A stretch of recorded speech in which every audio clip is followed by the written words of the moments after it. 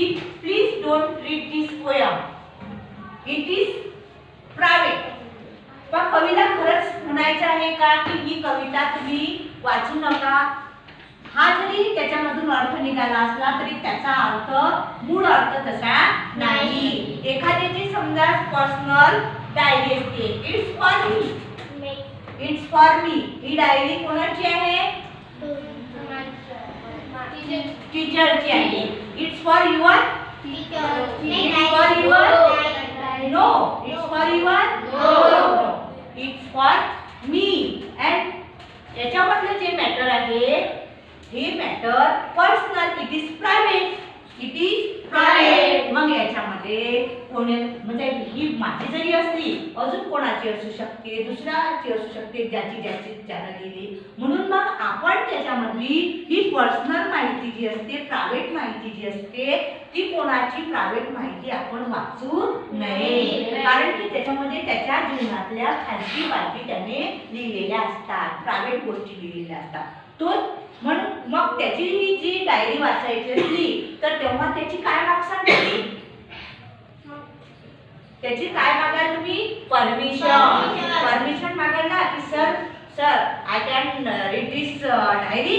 मी ही डायरी वाचू शकते, मी ही डायरी वाचू. किंवा मग एखाद्याचा मोबाईल असते तेव्हा मोबाईल मधून तुम्हाला लहान मुलांना असते आपल्या घरी काका मामा कोणी आले की पटकन त्याचा मोबाईल घेता आणि पाहत बसता. That's habit is good or bad? Bad. That is not good habit, that is bad habit. So poet say please don't read this poem.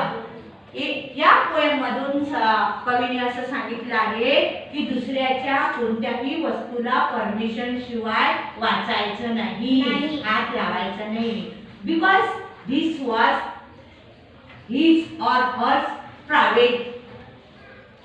त्याने त्याच्या आयुष्यातल्या प्रायव्हेट गोष्टी तिथे लिहिलेल्या असतात. म्हणून कवीने सांगितलेलं आहे ही कविता जरी तुम्हाला म्हटलं की please don't read this poem, it's meaning that any other persons diary are mobile not read.